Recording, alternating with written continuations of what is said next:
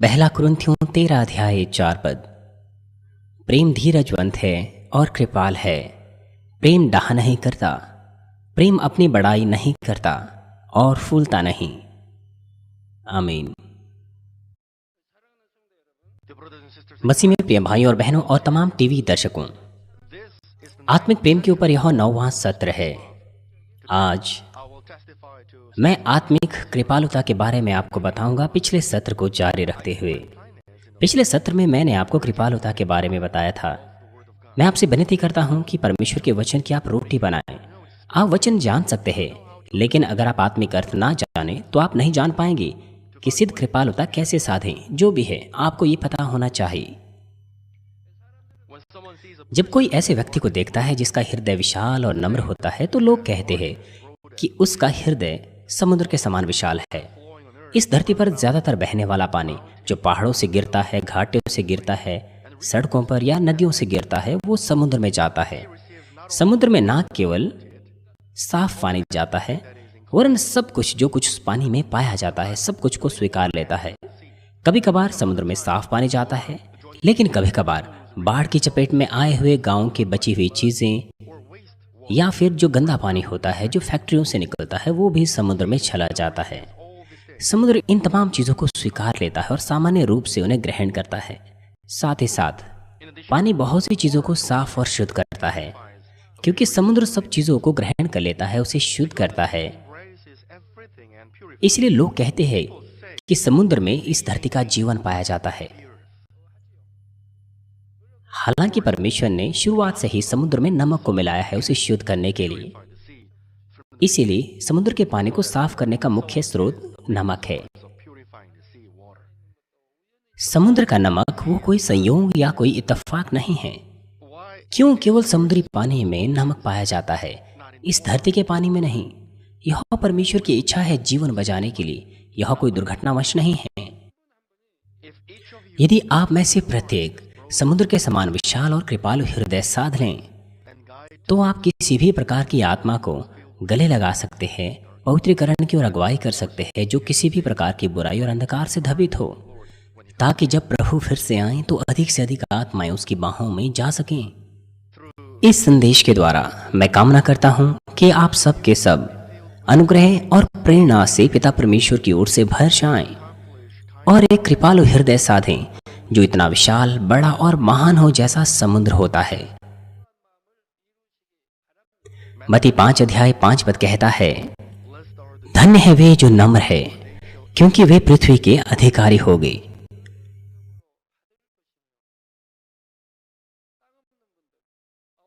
आप में से वे जिनके पास कोई संपत्ति नहीं है, आप उसे प्राप्त कर सकते हैं जब आप नम्र बनेंगे। इस धरती की जो जमीन है वो अस्थाई है, लेकिन यह कितना अच्छा है कि हम पिता परमेश्वर से स्वर्ग में जमीन प्राप्त करें। आप में से प्रत्येक एक बड़ी जमीन स्वर्ग के राज्य में प्राप्त कर सकें। हमारे प्रभु यीशु मसीह के नाम से मैं प्रार्थना करता हूँ।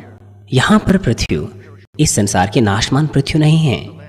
यह वह स्थान है, वह जमीन है जो आपको स्वर्ग में दी जाएगी। मसीह में प्रिय भाइयों और बहनों, पिछले सत्र में मैंने आपको बताया था कि कृपालुता प्रेम की एक संकल्पना है। कृपालु हृदय से आप सबको अपने हृदय में रख सकते हैं और बहुत से लोग आपके हृदय में विश्राम पा सकते हैं। दूसरे शब्दों में, इस तरह का हृदय रोएदार रुई के समान है या किसी पेड़ की ठंडी छाया के समान है। लेकिन आपको याद रखना है कि एक व्यक्ति जो बहुत निर्दोष हो, नम्र हो, अगर वो साधारण तौर पर हर स्थिति में केवल मुस्कुराता रहे, तो वह आत्मिक कृपालुता नहीं है। यहां तक कि वे भी जो बहुत शातिर होते हैं, वो भी अच्छे से मुस्कुरा लेते हैं आदत के साथ। वो जो आप पर मुस्कुराता है किसी डिपार्टमेंटल स्टोर में, क्या वो अच्छे से इसीलिए मुस्कुराते हैं क्योंकि वो दीन और नम्र हैं? वो अच्छे से इसलिए मुस्कुराते हैं क्योंकि वो उस तरह से अभ्यास करते हैं, वो ऐसा सीखते हैं। उन्हें नम्र और कृपालु नहीं कहा जाता, वो भी सिर्फ इसलिए क्योंकि वो अच्छे से मुस्कुराते हैं। जब आपके हृदय में कोई बुराई नहीं होती, आत्मिक प्रेम से भरा रहता है, आप धीरे से इंतजार कर सकते हैं, दूसरों को क्षमा कर सकते हैं, चाहे वह आपको किसी भी प्रकार के कष्ट में क्यों ना डालें। यह है सच्ची कृपालुता। और भी विस्तार पूर्वक मैंने आपको बताया था कि आत्मिक कृपालुता अंदरूनी कृपालुता और बाहरी नैतिकता का मिश्रण होता है। मैंने कहा था कि जब आपके हृदय में कोई बुराई नहीं होती, आत्मिक प्रेम से भरा रहता है, आप धीरे से इंतजार कर सकते हैं, क्षमा कर सकते हैं, चाहे दूसरा आपको कोई भी कष्ट क्यों ना दे। यह है सच्ची कृपालुता। और भी विस्तार पूर्वक मैंने आपको बताया था कि आत्मिक कृपालुता यह एक अवस्था है जो अंदरूनी कृपालुता और बाहरी नैतिकता का मिश्रण होता है। आत्मिक कृपालुता में न केवल अंदरूनी कृपालुता होनी चाहिए, वरन बाहरी नैतिकता या सदाचार भी होना चाहिए। यद्यपि आपके पास अंदरूनी कृपालुता है, लेकिन अगर आपके पास बाहरी सदाचार नहीं, बाहरी नैतिकता नहीं, तो आपके पास आत्मिक कृपालुता नहीं है। चाहे आप अंदरूनी रूप से कितने ही कृपालु क्यों ना हो, लेकिन अगर आप नैतिक नहीं, सदाचारी नहीं, तो आपकी कृपालुता नहीं चमकेगी। बजाय इसके आपकी कृपालुता की ज्योति मुरझा जाएगी। उदाहरण के लिए, एक व्यक्ति बहुत कृपालु है, उसका हृदय बहुत अच्छा है, उसके हृदय में कोई बुराई नहीं, लेकिन वो मजाक उड़ाता रहता है इधर उधर और बहुत ही मनोरंजक व्यवहार करता है, तो फिर कौन कहेगा कि वह नम्र और कृपालु है। इसीलिए आपको अंदरूनी रूप से कृपालु होना है और सदाचारी बाहरी रूप से होना है। यदि आप सदाचार को साध लें तो आप बहुत से लोगों का हृदय जीत सकते हैं और महान कार्यों को कर सकते हैं। अंदरूनी कृपालुता और बाहरी सदाचार में आज मैं आपको अंदरूनी कृपालुता के बारे में बताऊंगा कि उसे साधने के लिए हमें क्या करना है। मसीह में प्रिय भाई और बहनों, कृपालुता को साधने के लिए सबसे पहले आपको अपने हृदय से बुराई से मुक्ति पानी और पवित्र बनना है। मैंने आपको बताया कि कृपालु हृदय रोएदार रुई के समान है। रुई किस प्रकार की होती है? रुई बहुत कठोर नहीं होती, नर्म होती है। वो अपनी आकृति पर डटी नहीं रहती। ये आरामदायक और गर्म होती हैं। जब कोई पत्थर किसी रुई पर गिरता है, रुई से आवाज नहीं निकलती, वरन बड़ी सुविधाजनक से उस पत्थर को गले लगा लेती हैं। ये कितना अद्भुत है अगर आपके पास ऐसा हृदय हो। बहुत से लोग आपके हृदय में निवास करेंगे, यहाँ तक कि अगर आपको कोई मारे भी, अगर आप उसे प्रेम से गले लगा सकें, चाहे आपको कोई बुरा नाम ही क्यों ना पुकारे, अगर आप उसे समझ सके, उसे ग्रहण कर सके, तो फिर आपका कैसे शत्रु बन सकता है? आप उन्हें ग्रहण कर सकते हैं।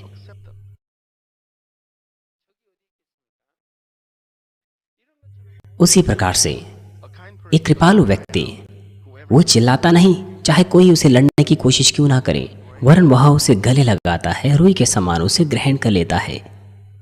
यदि आपके पास बैर, ईर्ष्या, जलन का तीखा हृदय हो या कठोर हृदय हो, जो स्वयं की धार्मिकता या ना झुकने वाली रूपरेखाओं का हृदय हो, तो रुई के समान दूसरों को गले लगाना आपके लिए मुश्किल होगा। यदि कोई पत्थर दूसरी कठोर वस्तु पर या किसी धातु पर गिरता है तो उसे शोर आता है और वो वापस टपकता है। इसी प्रकार से यदि आपके अंदर शारीरिक स्वार्थ अभी भी जिंदा है तो आप शोर करेंगे, परेशानी पैदा करेंगे। चाहे दूसरे ने छोटी सी ही बात आपके विरोध में क्यों ना की हो, आप शिकायत कर सकते हैं, बुड़बुड़ा सकते हैं और उन लोगों के लिए दुर्भावनाएं दिखा सकते हैं जिनके अंदर कोई अपराध हो, दोष हो या दाग हो। आप उन्हें ढकेंगे नहीं, ना उन्हें समझेंगे, वरन न्याय करेंगे, निंदा करेंगे और उन लोगों के विरोध में बकवाद करेंगे। ये हृदय किस हृदय के समान है? ये हृदय उस पात्र के समान है जिसमें बहुत कम चीजें समाती हैं। यदि आप कुछ छोटे से पात्र में डालने की कोशिश करें तो वह किनारे से बहने लगता है। एक बड़े पात्र में काफी पानी आ सकता है, लेकिन छोटे से पात्र में कम पानी समाता है और वो आसानी से बाहर बह सकता है। यह हृदय छोटे पात्र के समान है। यह हृदय ओछे सोच वाले व्यक्ति के हृदय के समान है। आप अक्सर ओछे सोच वाले व्यक्ति इस शब्द का इस्तेमाल करते हैं। आपको पता होना चाहिए इस शब्द का अर्थ क्या है, और आपको यह पता होना चाहिए कि क्या आप विशाल सोच वाले व्यक्ति हैं या ओछी सोच वाले व्यक्ति हैं। यदि आपको कोई हिदायत देता है, आपके अंदर दुर्भावनाएं हो सकती हैं, या फिर जब कोई बातचीत कर रहे होते हैं तो आप कोशिश कर सकते हैं उन्हें सुनने की कि कहीं आपके बारे में बात तो नहीं हो रही। यह है ओछी सोच वाला व्यक्ति। विशाल सोच वाला व्यक्ति वो परवाह नहीं करता, चाहे दूसरा व्यक्ति उसे बुरा नाम ही क्यों ना पुकारे। क्योंकि कोई व्यक्ति सीधे तौर पर उसके बारे में बुरी बातें तो नहीं कहता, इसलिए वो उसे छोड़ देता है, क्योंकि उसे जानने की आवश्यकता नहीं होती और ना ही वो उसे सुनने की कोशिश करता है जब तक कि कोई व्यक्ति सीधे तौर पर उसे ना कहे। यदि कोई उसे सीधे तौर पर कहे तो वो उसके बारे में योजना बनाता है। वो ये नहीं सोचता कि क्या वो मेरे बारे में बकवाद कर रहे हैं। ऊंची सोच के व्यक्ति इस तरह से करते हैं। इस तरह का हृदय प्राप्त करने के लिए आपको संकीर्ण सोच वाले व्यक्ति के गुणों को दूर करना है। जब आप पूरी तरह से उन्हें दूर करेंगे तो आप सब प्रकार की आत्माओं को हृदय में रख पाएंगे। पवित्रीकरण और हृदय में बुराई ना होना, ये सिद्धांतिक शर्तें हैं कृपालुता की। इसका कारण यह है कि जब कोई बुराई नहीं होगी, आप दूसरों को अपने हृदय में रख सकते हैं। आप भलाई और प्रेम से उन पर दृष्टि कर सकते हैं। एक व्यक्ति जिसके पास कृपालु हृदय होता है, वह दूसरों का इंतजार कृपालु और दयालु हृदय से करता है और उसी दृष्टि से उसे देखता है। यदि आपके पास बुराई है, यदि आपके हृदय में प्रेम की कमी है, तो आप दूसरों को दोष लगाने की दृष्टि से देख सकते हैं, निंदा कर सकते हैं। इससे भी बढ़कर आप बुराई के बदले बुराई कर सकते हैं। लेकिन पिता परमेश्वर सबसे बढ़कर अधिक कृपालु है। उनका हृदय किस प्रकार का है? यिर्मयाह 29 अध्याय 11 पद कहता है, क्योंकि यहोवा की यह वाणी है कि जो कल्पनाएं मैं तुम्हारे विषय में करता हूं उन्हें मैं जानता हूं, वे हानि की नहीं वरन कुशल ही की हैं, और अंत में तुम्हारी आशा पूरी करूंगा। यह वचन इस्राएलियों को तब दिया गया जब यहूदा का राजा परमेश्वर के वचन के अनुसार नहीं जी रहा था, गंभीर पाप कर रहा था और बाबुल के द्वारा नाश कर लिया गया और इस्राएलियों को बंधक बनाकर ले लिया गया। ये पिता परमेश्वर का हृदय था जो अपने संतान को जीवन, शांति और आशा देना चाहता था। यद्यपि उन्होंने पाप किए, वो सब कुछ न्याय अनुसार चलाता है, लेकिन पिता परमेश्वर का मूल हृदय वो प्रेम है। मसीह में प्रिय भाइयों और बहनों, भजन संहिता 103 अध्याय 8 से 14 पद तक मुझे आशा है कि इस पाठ के द्वारा आप पिता परमेश्वर के प्रेम को मनुष्य जाति के लिए महसूस कर सकें, अर्थात उसकी संतान के लिए।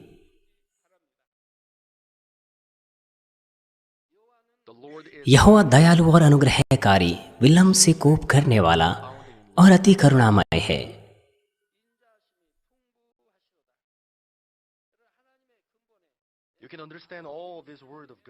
आप परमेश्वर के इन तमाम वचनों को तब समझ सकते हैं जब आप पितरों का विश्वास साध लेते हैं।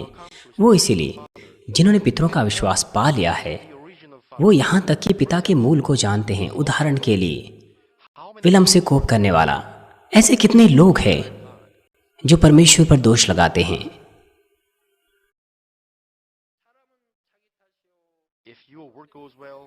यदि आपका काम अच्छा जाता है तो ठीक है, लेकिन अगर अच्छा नहीं जाता तो यह परमेश्वर की वजह से है। जब बहुत सी बारिश होती है तो उसे नुकसान होता है, और जब बारिश नहीं होती तो यद्यपि जो परमेश्वर पर विश्वास तक नहीं करते वो भी परमेश्वर पर दोष लगाते हैं।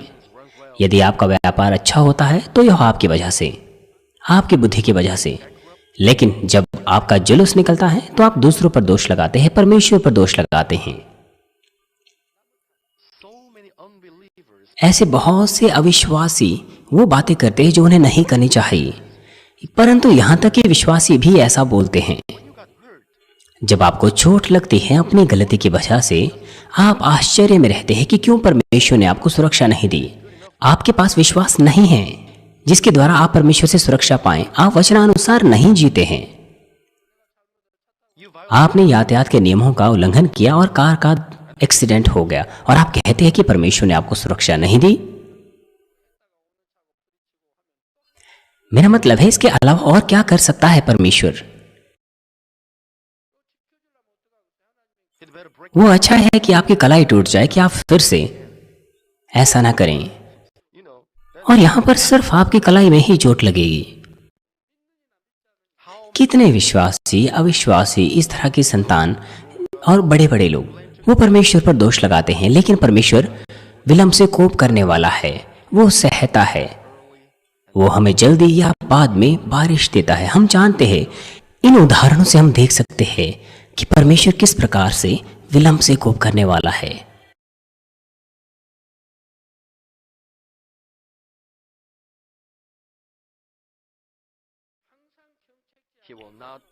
वह सर्वदा वाद विवाद करता न रहेगा, ना उसका क्रोध सदा के लिए भड़का रहेगा।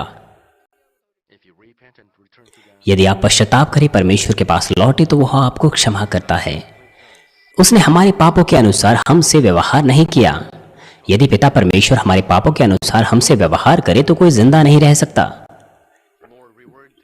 और ना हमारे अधर्म के कामों के अनुसार हमको बदला दिया है। क्योंकि जैसा आकाश पृथ्वी के ऊपर ऊंचा है, वैसे ही उसकी करुणा उसके डरवैयों के ऊपर प्रबल है। उदयाचल अस्ताचल से जितनी दूर है, आप जानते हैं उदयाचल अस्ताचल से कितना दूर है? यह असीमित है, असीमित। इसका कोई अंत नहीं, इसका कोई अंत नहीं, इसीलिए यह असीमित है। उसने हमारे अपराधों को हमसे उतने ही दूर कर दिया है, और साथ ही उसने यह भी कहा है कि वह स्मरण नहीं करेगा। जैसे पिता अपने बालकों पर दया करता है, वैसे ही यहोवा उनके डरमेयों पर दया करता है। यदि आप जानना चाहते हैं कि कैसे परमेश्वर का भय माने, तो आपको नित्य वचन पढ़ना चाहिए। इस बार मैं आपको उत्तर नहीं दूंगा। वैसे ही यहोवा अपने डरवैयों पर दया करता है, क्योंकि वह हमारी सृष्टि जानता है और उसको स्मरण रहता है कि हम मनुष्य मिट्टी ही हैं। परमेश्वर जानता है आपकी रूपरेखाओं को। अक्सर आप निर्णय लेते हैं, लेकिन आप में से बहुत से उसका पालन नहीं करते।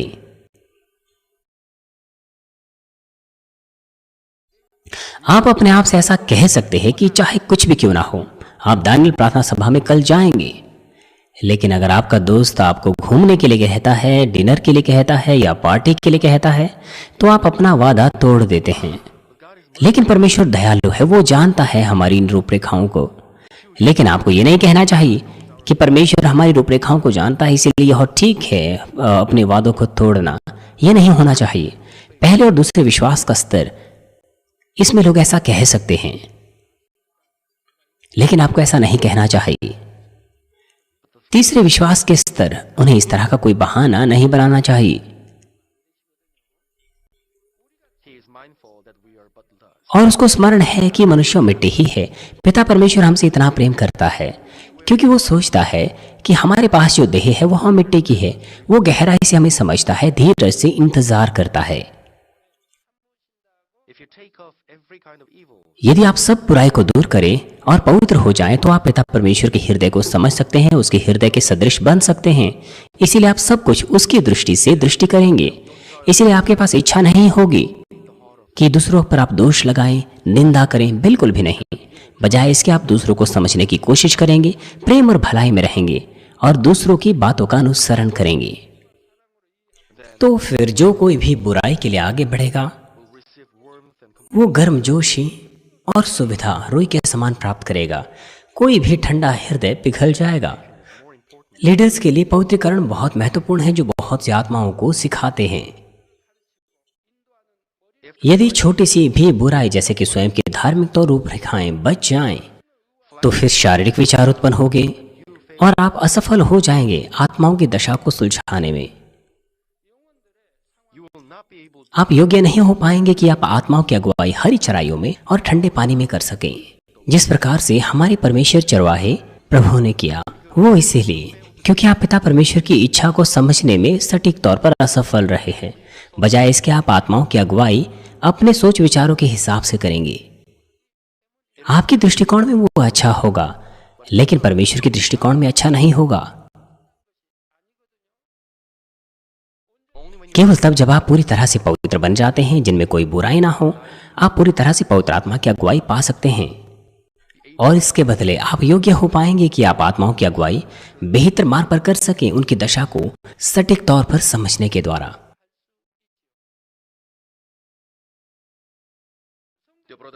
मसीह में प्रिय भाई और बहनों, क्या कारण है कि आपको अपने हृदय से हर प्रकार की बुराई को दूर करना है और पवित्र बनना है? कृपालुता के हृदय को साधने के लिए उसका कारण यह है, पिता परमेश्वर के द्वारा आपको वास्तविकता में तब कृपालु माना जाएगा जब आपके हृदय में कोई बुराई ना हो। ये बहुत महत्वपूर्ण है आपकी नम्रता के लिए कि पिता परमेश्वर उसे मान ले। लेकिन अगर आप अभी भी सिद्ध ना हो, तो आप सत्य की रूपरेखाएं बना सकते हैं उन संदेशों के द्वारा जिनका प्रचार किया गया है, ये सोचते हुए कि ये या वो कृपालुता के मानक है। बहुत से विश्वासी भी अपने स्वयं की धार्मिकता और रूपरेखाएं बनाते हैं जब वो गलत शिक्षाओं से गलत चीजों को सीखते हैं। उदाहरण के लिए, एक व्यक्ति कहता है केवल नए विश्वासी ही प्रार्थनाओं में पुकारते हैं, लेकिन जिनके पास विश्वास है आपको शांत रहना है। क्या परमेश्वर आपकी केवल तभी सुनता है जब आप प्रार्थनाओं में पुकारते हैं? और ऐसे भी लोग हैं जो उसकी शिक्षाओं को सत्य मान बैठते हैं, लेकिन अगर आप बाइबल पढ़ें तो उसमें आपको सही उत्तर मिलेगा। हमारे प्रभु यीशु मसीह, विश्वास के पूर्वज प्रेरित पौलुस, पतरस, वो हमेशा प्रार्थनाओं में पुकारते थे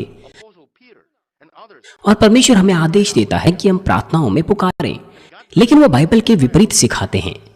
ऐसा लगता है कि यह सही है अगर आप शारीरिक विचारों का इस्तेमाल करें कि केवल नए विश्वासी ही प्रार्थनाओं में पुकारेंगे और वो जो जिनके पास विश्वास है और वो शांति से प्रार्थना करे, तो ये काफी सही लगता है, लेकिन बाइबल हमें इस तरह से नहीं सिखाती है। प्रार्थना में पुकारिए। क्या हमारे प्रभु यीशु मसीह ने शांति से प्रार्थना की? उसने जोशीली प्रार्थना की, ऐसी प्रार्थना की कि उसका पसीना लहू की बूंदे बन गया। इस तरह से अगर आप बाइबल में पढ़ेंगे तो आपको उत्तर मिलेगा। एक व्यक्ति बाइबल में वो पुकारने लगा, यीशु दाऊद का पुत्र, और लोगों ने उसे शांत रहने को कहा, क्योंकि चेले उस वक्त आत्मिक चीजों को नहीं जानते थे, लेकिन तो भी वह और भी अधिक पुकारने लग गया। इसलिए प्रभु से मिले और उसे उत्तर दिया। और हमारे प्रभु भी पुकारने लगे कि लाजर कब्र से बाहर निकला। अंतिम संस्कार किए हुए 4 दिन हो गए थे, उसे बदबू आती थी, लेकिन तो भी वो पुकार कर कहने लगा, लाजर बाहर आ। उसकी देह से प्राण निकल चुके थे, उसे ऐसा करने की आवश्यकता नहीं थी, लेकिन तो भी वह ऊंची आवाज में पुकारने लगा। क्यों नहीं वो जो बाइबल पढ़ते हैं इसके अर्थ को एहसास करते हैं? क्यों नहीं? जब परमेश्वर आज्ञा देता है कि प्रार्थनाओं में पुकारिए, तो अवश्य ही परमेश्वर की इच्छा होगी। अगर आप इच्छा नहीं जानते हैं तो आप इसके लिए प्रार्थना कीजिए। क्यों परमेश्वर हमें कहता है कि हम ऊंची आवाज में प्रार्थना करें? आपको ऐसा करना चाहिए। लेकिन अगर आप केवल शुरुआती कलीसिया को कहे कि ऊंची आवाज में प्रार्थना कीजिए, तो उन्हें लगेगा कि यह सत्य है। मैं आपसे गिनतियों के 12 अध्याय के बारे में बात करूंगा। यह आपकी मदद करेगा समझने में कि मनुष्यों की नम्रता का मानक ईश्वरीय मानक से अलग होता है। इस अध्याय में मूसा का भाई हारून और उसकी बहन मरियम मूसा पर बुड़बुड़ाने लगे, उसके उन कामों की वजह से जो काम उन दोनों के विचारों के अनुसार नहीं थे। गिनती 12 अध्याय 2 पद कहता है, उन्होंने, हारून बड़ा भाई था और मरियम मूसा की बड़ी बहन थी, उन्होंने कहा, क्या यहोवा ने केवल मूसा ही के साथ बातें की हैं? क्या उसने हमसे बातें नहीं की हैं? उनकी बात यहोवा ने सुनी।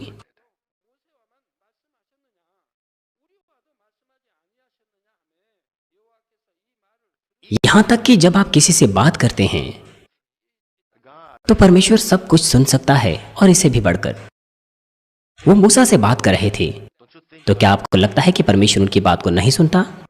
हारून और मरियम कहने लग गए कि ना केवल मूसा वरन वे भी परमेश्वर के प्रेम को प्राप्त करते हैं। दूसरे शब्दों में कि उन्होंने भी परमेश्वर की बातें सुनी हैं, उससे बातचीत की है और परमेश्वर से प्रेम पाया है।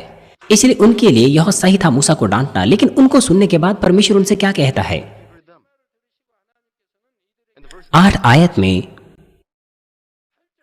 उससे मैं गुप्त रीति से बातें नहीं परंतु आमने सामने और प्रत्यक्ष होकर बातें करता हूं।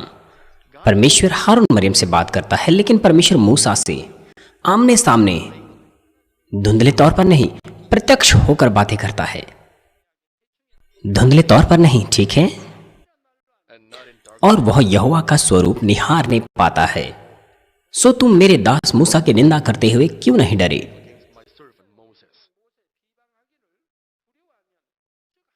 आप देख सकते हैं कि परमेश्वर ने मूसा के भाई बहनों को भी क्षमा नहीं किया उसके प्रिय दास की निंदा करने के लिए। परमेश्वर हारून और मरियम से क्रोधित हुए, ये कहते हुए कि सो तुम मेरे दास मूसा की निंदा करते हुए क्यों नहीं डरे? मरियम उसको कोड़ लग गया। हारून और मरियम ने सोचा कि उन्होंने भी परमेश्वर से प्रेम पाया है। हारून को स्वयं परमेश्वर ने नियुक्त किया था मूसा के लिए भविष्यवाणी करने के लिए। और मरियम को भी भविष्यद्वक्तनी कहा गया, इसलिए उनके अंदर स्वयं की धार्मिकता थी। परंतु क्योंकि उन्होंने पवित्रकरण को नहीं साधा था, इसीलिए उनके हृदय में बुराई थी। उनकी स्वयं की धार्मिकता वो भड़क उठी और उन्होंने गंभीर पाप किया मूसा पर दोष लगाने के द्वारा, जो परमेश्वर का जन था। आपके पास अधिकार नहीं है कि आप दूसरों पर दोष लगाए, निंदा करें, जिनसे परमेश्वर आमने सामने बात करता हो, जो परमेश्वर की आवाज सुनता हो, जो परमेश्वर से प्रेम करता हो। क्यों? क्योंकि परमेश्वर ही उनके अंदरूनी हृदय को जानता है। आप ये भी नहीं जानते कि परमेश्वर ने उसे क्या आज्ञा दी है, तो फिर कैसे आप किसी पर दोष लगा सकते हैं? किसी पर दोष लगाना बिल्कुल ऐसे है जैसे परमेश्वर पर दोष लगाना। परमेश्वर ने उन्हें धर्मी नहीं समझा। चाहे मूसा मनुष्यों की दृष्टि में गलत दिखाई दे रहा था, लेकिन परमेश्वर की दृष्टि में मूसा अनुचित नहीं था, जो प्रत्येक के हृदय को जांचता है। इसीलिए परमेश्वर ने हारून और मरियम को ग्रहण नहीं किया जब उन्होंने मूसा की निंदा की, उस पर दोष लगाया, क्योंकि उस वक्त पवित्र आत्मा लोगों के हृदयों में नहीं रहता था। इसलिए जब परमेश्वर मूसा की निगरानी नहीं करता था, मूसा स्वयं से कुछ नहीं करता था। वो केवल परमेश्वर की इच्छा के अनुसार कार्य कर रहा था, जैसे परमेश्वर ने उसकी निगरानी की और जैसे उसे बताया। इसलिए आपको परमेश्वर की जन की निंदा नहीं करनी चाहिए, ठीक है? कभी नहीं करनी चाहिए। मूसा किस प्रकार का था? जैसे कि गिनतियों 12 अध्याय 3 पद में लिखा है, मूसा तो पृथ्वी भर के रहने वाले मनुष्यों से बहुत अधिक नम्र स्वभाव का था। परमेश्वर की दृष्टि में मूसा पृथ्वी भर में रहने वाले मनुष्यों से सबसे अधिक नम्र था। और साथ ही साथ मूसा परमेश्वर के तमाम घराने में विश्वास योग्य था। इसलिए परमेश्वर उस पर भरोसा रखता था, पसंद करता था। वो परमेश्वर को देखने के योग्य था, आमने सामने बात करने के योग्य था। मूसा इतना अधिक परमेश्वर के सदृश था और दया और नम्रता में बना रहता था। दूसरे शब्दों में कहें तो आत्मिक प्रेम में। इसीलिए मूसा पर दोष लगाने की वजह से जब मरियम कोढ़ से श्रापित हुई, तो मूसा परमेश्वर को पुकारने लगा और ईमानदारी से प्रार्थना की ताकि परमेश्वर उसे चंगा करे। यदि आप उस प्रक्रिया पर मनन करें जिसमें इस्राएली मिस्र से निकले और कनान देश की ओर जा रहे थे, तो आप समझ सकते हैं कि क्यों परमेश्वर ने मूसा का समर्थन किया, और आप मूसा की नम्रता को महसूस कर सकते हैं। मिस्र से निकलने के बाद इस्राएली लगातार परमेश्वर की इच्छा का उल्लंघन कर रहे थे, पाप कर रहे थे। जब वो थोड़ी सी परेशानी में पड़ते थे, मूसा के विरोध में वो शिकायत करते थे, परमेश्वर के विरोध में करते थे। इसका मतलब यह है कि वो परमेश्वर के विरोध में बुड़बुड़ाते थे। परमेश्वर ने उन्हें मिस्र में दासत्व की पीड़ाओं से निकाला, और जब मिस्र की सेना उनका पीछा कर रही थी, तो वो मूसा से कहने लगे कि क्या हमें मिस्र में खाना नहीं मिलता था? तू हमें जंगल में मारने को लाया है? क्यों तू हमें मिस्र से मारने को लाया है? और इसी बीच में लाल समुद्र मूसा के द्वारा, उसकी प्रार्थनाओं के द्वारा 2 भागों में बांट दिया गया और लोग उसमें से पार निकले। और उसके बाद जब उन्होंने देखा कि मिस्री डूब रहे हैं पानी में, तो परमेश्वर की महिमा करने लग गए। लेकिन उनका धन्यवाद वो अस्थायी था, क्षण भर का था। वो लगातार मूसा के विरोध में शिकायत करने लग गए, परमेश्वर के विरोध में बुड़बुड़ाने लगे जब उनके पास कोई खाना और पानी नहीं था। यहां तक कि मूसा पर पथराव करने की कोशिश की। चाहे कितने ही महान चिन्ह और अद्भुत कार्य परमेश्वर ने क्यों ना दिखाए उन्हें, लेकिन इजरायली लोगों ने अपना मन बदला, परमेश्वर और मूसा के विरोध में खड़े हुए। लेकिन मूसा का प्रेम उनके लिए बिल्कुल नहीं डगमगाया।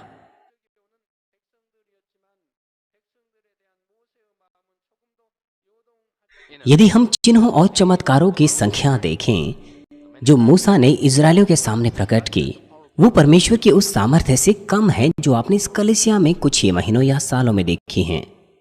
यहां तक कि आपने बहुत से चमत्कारों को, अद्भुत कामों को और सामर्थ्य को देखा है, परंतु तो भी बहुत से लोग परमेश्वर के वचन का पालन नहीं करते। ऐसे बहुत हैं, यद्यपि उन्होंने बहुत सी चिन्हों और चमत्कारों को देखा है।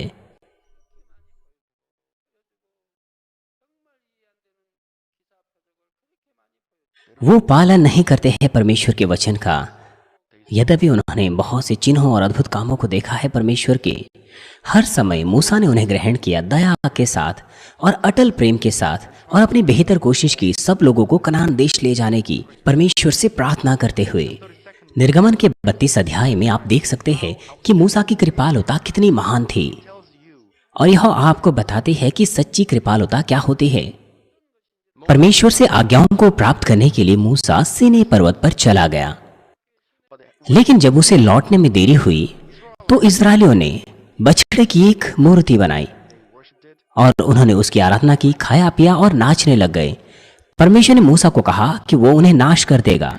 निर्गमन 32 अध्याय 32 पद में लिखा है, मूसा ने आग्रहपूर्वक यह कहते हुए उनके लिए प्रार्थना की, तो अभी अब तू उनका पाप क्षमा कर, नहीं तो अपनी लिखी हुई पुस्तक से मेरे नाम को काट दें। अपनी लिखी हुई पुस्तक उस पुस्तक को दर्शाती है जो जीवन की पुस्तक है, जिसमें परमेश्वर की बचाई हुई संतान के नाम लिखे हुए हैं।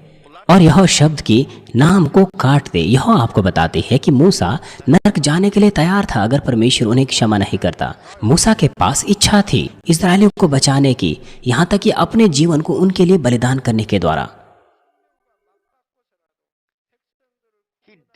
वो अपने फायदे के बारे में नहीं सोचता था। उसने स्वार्थीपन से ऐसा नहीं किया, उसने ऐसा केवल परमेश्वर की महिमा के लिए किया। यदि इस्राएली मर जाएंगे तो मिस्री और अन्य जाति उनका तिरस्कार करेंगे। वो ऐसा कह सकते हैं कि परमेश्वर ने उन्हें चुना, मिस्र से बाहर निकाला, लेकिन अब उसने उन्हें त्याग दिया। इससे परमेश्वर की महिमा बाधित होगी। इसीलिए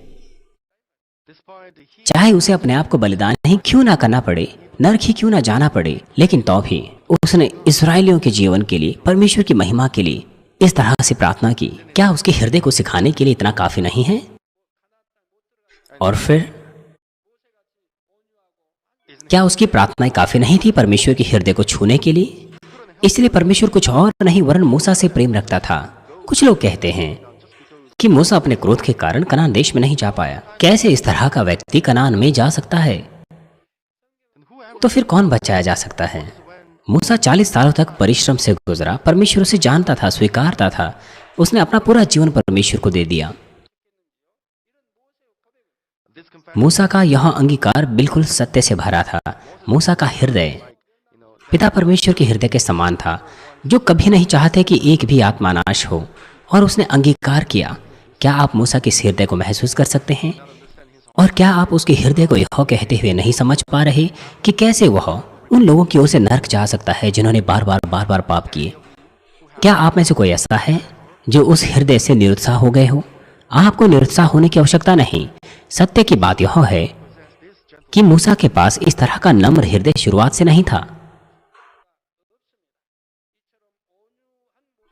मूसा एक इब्रानी था, इस्राएल का वंशज था, लेकिन बहुत से शारीरिक पहलुओं में वह योग्य था, क्योंकि मिस्र में वह राजकुमारी के पुत्र के रूप में पला बड़ा।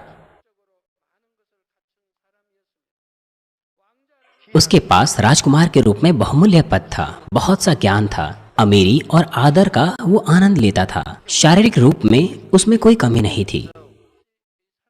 इसके चलते उसके अंदर आपा था, और साथ ही साथ स्वयं की धार्मिकता और स्वाभिमान।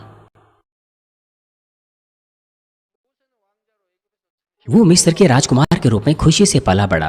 राजा की प्रिय बेटी जो अकेले रहती थी, एक दिन उसे मूसा मिला और उसने निर्णय लिया कि वो उसे अपने बेटे के रूप में पालेगी।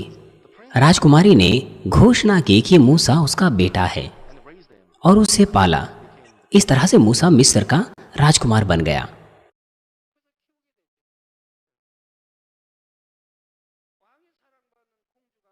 यहां तक कि मिस्र के राजा ने भी मूसा को राजकुमार के रूप में ग्रहण किया, क्योंकि उसकी प्रिय बेटी ने उस पर अपने बेटे की मुहर लगा दी। इसीलिए मूसा मिस्र का राजकुमार बन गया।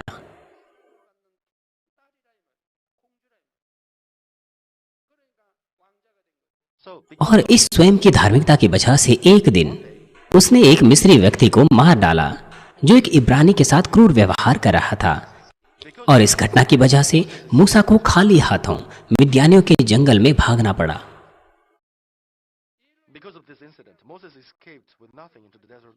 और उसे दरिद्र व्यक्ति बनना पड़ा। और मिद्यान में एक मिद्यानी याजक की मदद की वजह से मूसा भेड़ों की रखवाली करने वाला बन गया, जो भेड़ों की रखवाली करता था। अब वो राजकुमार नहीं रहा, ना ही उसके पास अब आदर था, ना संपत्ति थी, ना उसे अब महान ज्ञान की आवश्यकता थी। और चरवाहे का काम करने के लिए तमाम ज्ञान और मार्शल आर्ट जो उसने मिस्र में सीखा था, उसका कोई प्रयोग नहीं था। और जब वह एक चरवाहे का जीवन जी रहा था, मिस्र के राजकुमार के बजाय उसने परमेश्वर के प्रेम को महसूस किया और परमेश्वर और मनुष्य के जीवन के बारे में सोचा। उसने अपने आप को दीन किया और इतना नम्र बन गया। नए नियम में बाइबल मूसा के व्यवहार के बारे में क्या कहते हैं? उसने मिस्र के राजकुमार के सुखभोगी जीवन को त्याग दिया और इस तरह से कार्य किया स्वर्गीय प्रतिफलों को प्राप्त करने के इंतजार में। इससे हम ध्यान दे सकते हैं कि जब उसकी माँ उसे पाल रही थी, उसने परमेश्वर के बारे में साफ रीति से सुना था। उसने सीखा था कि अब्राहम कौन था, और इस प्रकार से ये सारी बातें उसमें विश्वास बन गई।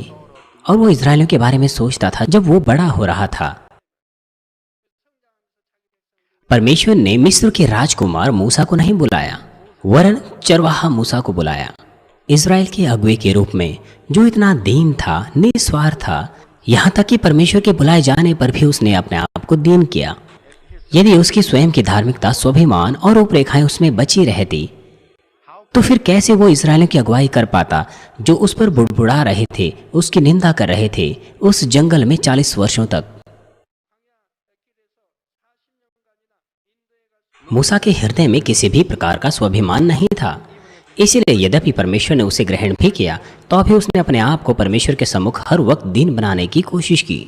वो 1 मिलियन से भी अधिक लोगों का अगुवा था, लेकिन उसने अपनी कोई बड़ाई नहीं की, न ही उसने उन पर दबाव डाला कुछ करने के लिए, क्योंकि मूसा पूरी तरह से दीन बन गया और अपने हृदय से बुराई को आजमाइशों के द्वारा दूर कर दिया। इसलिए वो इजरायलियों की अगुवाई कर पाया, जिसके जवान पुरुष केवल 600,000 पुरुष थे, जो मिस्र से उन्हें कनान देश की ओर ले जा रहा था। सबसे महत्वपूर्ण पाठ एक कृपालु हृदय को साधने के लिए यह है कि परमेश्वर के सम्मुख अपने आप को नम्र बनाना है और प्रेम और भलाई के हृदय को दी हुई आजमाइशों के द्वारा जोत लेना है।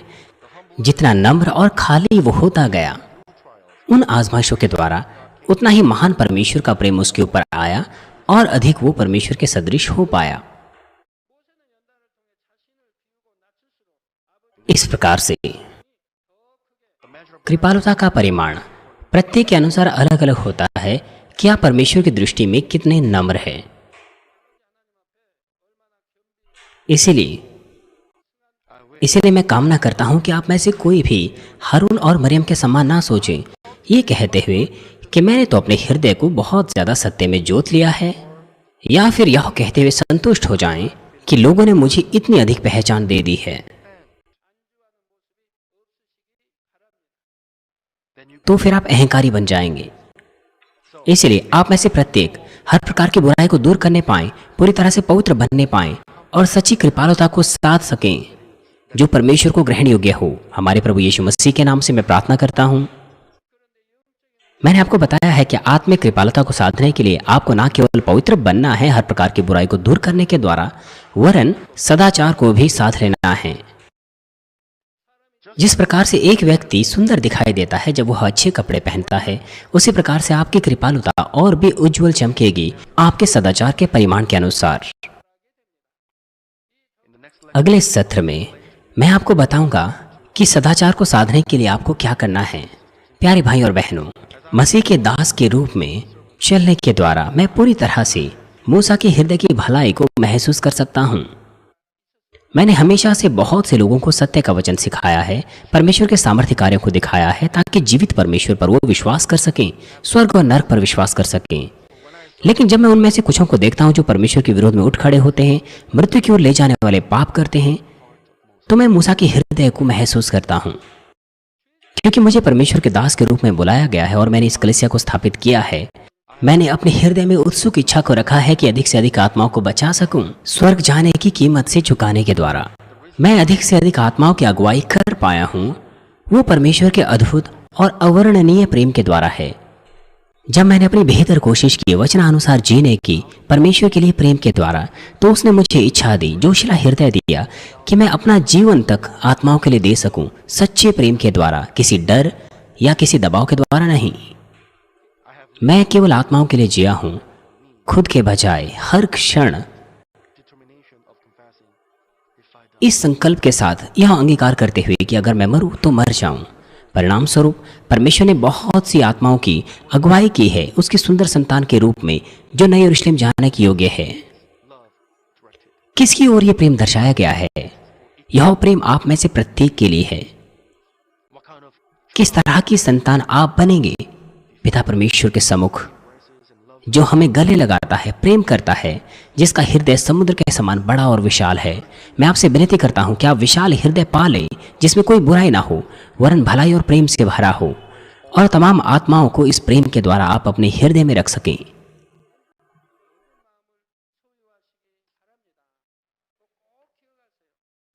मैं आपसे विनती करता हूं कि आप याद रखें कि संकीर्ण मन का मनुष्य और विशाल मन का मनुष्य कौन सा होता है। कृपया मत भूलिएगा इस बात को। केवल तब जब आप इसे याद रखेंगे, आप एहसास कर पाएंगे कि आप भी एक संकीर्ण मन के मनुष्य के समान कार्य कर रहे थे या बोल रहे थे। इसलिए आप तुरंत पश्चाताप कर सकते हैं। सिर्फ ये मत सोचिएगा कि हाँ, मैं तो संकीर्ण मन के मनुष्य के समान काम कर रहा था, मैं फिर से नहीं करूंगा। कृपया सोचे मत, नहीं तो आप फिर से भूल जाएंगे। आपको पश्चाताप करना है अपने पापों से, घुटने टेक कर। तो आप निश्चित तौर पर याद रख सकते हैं और मन में रख सकते हैं कि आपने गलत क्या किया है। अगर आप केवल अपने होठों से पश्चाताप करें तो आप फिर से उसे कर सकते हैं। इसलिए आपको घुटने टेक कर परमेश्वर के सम्मुख पश्चाताप करना है।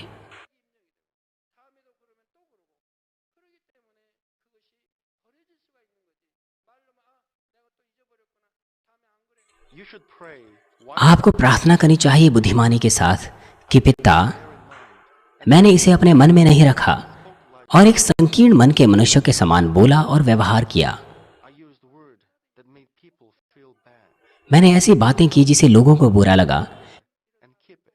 कृपया मेरी मदद कीजिए कि मैं आपके वचन को मान सकूं, अभ्यास कर सकूं। सिर्फ ऐसे प्रार्थना मत कीजिए कि मैं इसे अपने मन में रखूंगा, मैं फिर से नहीं करूंगा। जब तक आप आत्मा के जन नहीं हैं, यदि आत्मा का जन इस तरह से प्रार्थना करे तो वो उसे रखेगा, पूरा करेगा। लेकिन दूसरे परमेश्वर के वचन को याद नहीं रख पाते और वादा तोड़ देते हैं, क्योंकि वो भूल जाते हैं। इसीलिए इस तरह से प्रार्थना कीजिए कि मैं कोशिश करूंगा इसे मन में रखने की। कृपया पिता, मेरी मदद कीजिए याद रखने में और जो कुछ आपने मुझे सिखाया है उसे मानने में। यद्यपि आप प्रार्थना भी करें कि मैं मन में रखूंगा, मैं फिर से नहीं करूंगा, लेकिन अगर आप उसे मन में ना रखें तो यह परमेश्वर से झूठ बोलना है। आपको इसे अपने मन में रखना है। आप लापरवाही से प्रार्थना ना करें।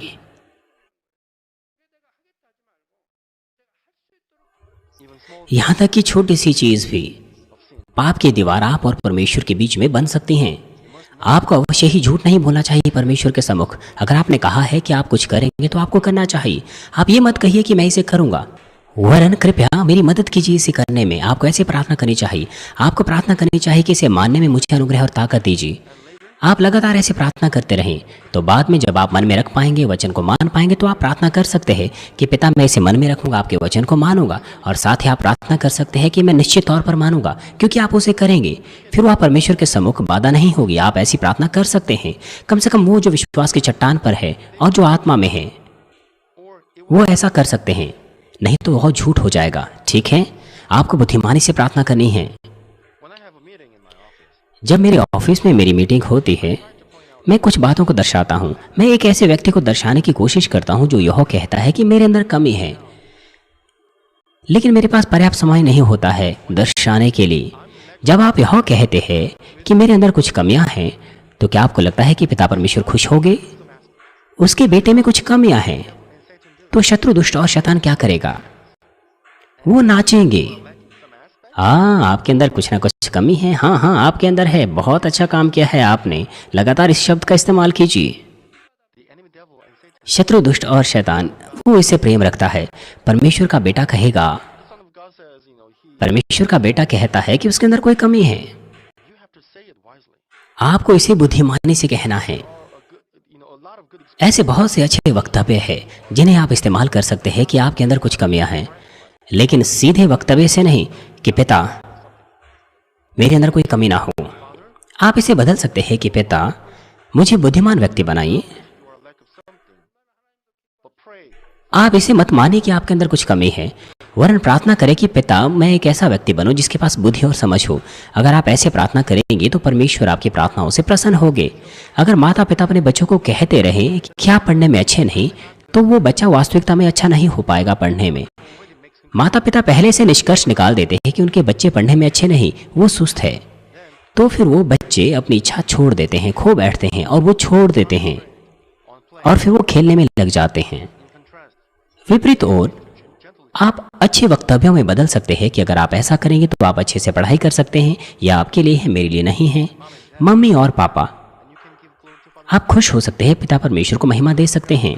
अगर माता पिता ऐसे होंगे तो वे अपने बच्चों को उत्साहित करते हैं, लेकिन जब माता पिता अपने बच्चों को डांटते रहेंगे तो फिर वो इस बात को मान लेते हैं कि वो पढ़ाई में अच्छे नहीं, वो सुस्त है, तो फिर वह वास्तविकता में पढ़ाई में अच्छे नहीं हो पाएंगे और सुस्त बच्चे बन जाएंगे। इसलिए आपको उन्हें अच्छे शब्दों से उत्साहित करना है। आप सबके सब बहुत सी आत्माओं को उद्धार के मार्ग पर लाने पाएं अंत के इन दिनों में, और परमेश्वर के सिंहासन के नजदीक बैठने पाए उसके सच्चे संतान के रूप में। हमारे प्रभु यीशु मसीह के नाम से मैं प्रार्थना करता हूँ।